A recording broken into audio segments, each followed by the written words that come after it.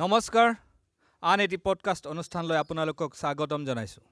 মই এতিয়া আছোঁ এগৰাকী প্ৰতিনিধিৰ ঘৰত, যিগৰাকী প্ৰতিনিধিত্ব কৰিছে AIUDF দলৰ পৰা। বিগত 5 বছৰ কাবাইতাৰী গাঁও পঞ্চায়তৰ সভানেত্ৰী হিচাপে কাৰ্যনিৰ্বাহ কৰি আহিছিল। তেখেত এইবেলি 2025 চনৰ গাঁও পঞ্চায়ত নিৰ্বাচনত কেনেধৰণৰ ভূমিকা গ্ৰহণ কৰিছে এই সম্পৰ্কে জানিবৰ কাৰণে আমি যত্ন কৰিম।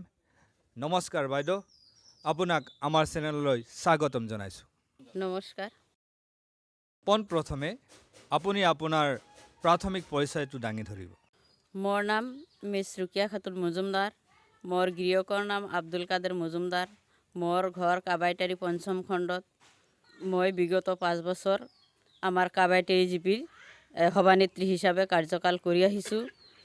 এইবেলি মই আৰু 65 নং কাবাইতাৰী আৰু 5 নং টাবাৰটাৰী আঞ্চলিক পঞ্চায়তৰ সদস্য হিচাপে AIUDFৰ মনোনীত প্ৰাৰ্থী আৰু আমাৰ ৰাইজৰো মনোনীত প্ৰাৰ্থী হিচাপে মই নিৰ্বাচনত আগবাঢ়ি আহিছোঁ। আৰু নিৰ্বাচনত আমাৰ গাঁৱৰ আৰু আমাৰ পঞ্চায়তৰ গোটেই ৰাইজে মোক সহায় সহযোগিতা কৰি নিৰ্বাচনত আগবাঢ়ি লৈ আহিছে। সিহঁতৰ হকে মই সঠিকভাৱে কাম কৰিম বুলি ভাবিছোঁ। আপুনি যিহেতু যোৱা 5 বছৰ এগৰাকী সভানেত্ৰী হিচাপে কাৰ্যনিৰ্বাহ কৰি আহিছে, আপোনাৰ কাম কাজত জনসাধাৰণ সন্তুষ্ট হৈছে জানো?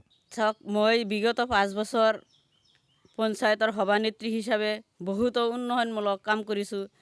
যে উদাহৰণস্বৰূপে ৰাস্তা ঘাট, CC ব্লক, MG আনৰেগাৰ কাম আৰু মছজিদ মাদ্ৰাছাৰ বাউণ্ডাৰী ৱাল, শ্মশান, কবৰস্থান, স্কুল কলেজ ৰিফাৰিং আৰু আমাৰ লগভাগ অংগনাবাদী 17-18টা মই ৰিফাৰিং কৰিছোঁ। মানে আপুনি ক'ব বিচাৰিছে বিভিন্ন শিতানত আপুনি উন্নয়নমূলক কাম কৰিছে, যাৰ বাবে আপোনাক জনসাধাৰণে ভাল পাব, আপুনি আকৌ নিৰ্বাচনত অৱতীৰ্ণ হৈছে, এয়াই জানো?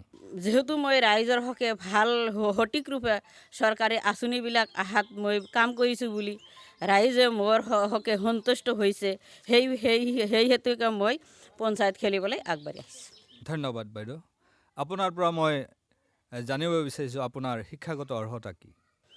মই হায়াৰ ছেকেণ্ডেৰী পাছ আৰু এৰাবিকত FM পাছ।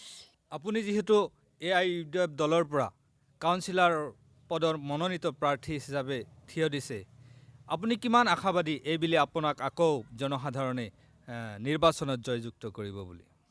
বিগত দিনত মই গাঁও পঞ্চায়তৰ সভানেত্ৰী হিচাপে কাম কৰি আহিছোঁ। এইবেলি আঞ্চলিক পঞ্চায়তৰ সদস্য হিচাপে ৰাইজেই মোক সঁহাৰি দিছিল। সেই সঁহাৰি হেতুকে মই সদস্য হিচাপে মই মনোনীত প্ৰাৰ্থী হিচাপে মই আগবাঢ়ি আহিছোঁ। এইবাৰ পঞ্চায়ততো যদি জনসাধাৰণে আপোনাক আকৌ নিৰ্বাচিত কৰে, আপুনি আগলৈ কেনেকৈ কাম কাজবোৰ সম্পাদন কৰিব? আগন্তুক দিনত আমাৰ চৰকাৰীৰ পৰা যিবোৰ আঁচনি আহিব, সেইবোৰ আঁচনি মই ৰাইজৰ মাজত ৰাইজক লৈ সঠিক ৰূপে ৰূপায়ণ কৰিব বুলি মই আশা ৰাখিছোঁ।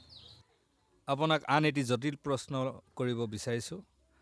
ৰাজনীতি আপুনি কেতিয়ালৈ আহিল আৰু এই ৰাজনীতিটোক আপুনি কি হিচাপে ব্যৱহাৰ কৰিছে, বৃত্তি হিচাপে নে জনসেৱা হিচাপে? ৰাইজে মোক বিচাৰিছে, সেইকাৰণে মই ৰাজনীতিলৈ আহিছোঁ। ৰাজনীতিত মই আহিছোঁ ৰাইজৰ সেৱা হিচাপে, বৃত্তি হিচাপে নহয়। ধন্যবাদ বাইদেউ, আপুনি ইমান স্বচ্ছ আৰু নিকা মনোভাৱ লৈ ৰাজনীতিলৈ আহিছে। আপোনাৰ দৰে এনেকুৱা প্ৰতিনিধি আমাৰ ৰাইজৰ আৱশ্যক আছে। যিয়ে নহওক, এইবেলি যদি আকৌ আপোনাক জনসাধাৰণে নিৰ্বাচিত কৰে, আপোনাৰ ভৱিষ্যত পৰিকল্পনা কি থাকিব? ৰাইজে যদি মোক বিপুল ভোটে বিজয়ী কৰে, যিবোৰ আঁচনি চৰকাৰৰ পৰা আহিব, সেইবোৰ আঁচনিবিলাক ৰাইজক লগত লৈ সঠিকভাৱে মই ৰূপায়ণ কৰিম। সদৌ শেষত আপুনি আমাৰ দৰ্শকক উদ্দেশ্যে কিবা আহ্বান জনাব জানো? মই সদৌ শেষত ৰাইজৰ মই আহ্বান জনাওঁ যে এইবেলিও মোক ৰাইজে তেখেতৰ বহুমূলীয়া ভোটটো দি মোক বিপুল ভোটে জয়যুক্ত কৰিব আৰু মই বিগত দিনত যিখিনি কাম কৰিছোঁ তাতকৈ বেছি কাম কৰি ৰাইজক সন্তুষ্ট কৰিম বুলি মই আশা ৰাখিছোঁ। ধন্যবাদ। ধন্যবাদ জনাইছোঁ বাইদেউ আপোনাৰ এই মহামূল্যৱান সময়খিনি আমাক দিয়াৰ বাবে। এয়া আছিল মিছ ৰুকিয়া খাতুন মজুমদাৰ, 65 নং কাবাইতাৰী গাঁও পঞ্চায়তৰ AIUDF দলৰ কাউন্সিলৰ পদৰ প্ৰাৰ্থী। আপোনালোকক আকৌ লগ পাম আন এটি পডকাষ্ট অনুষ্ঠানলৈ।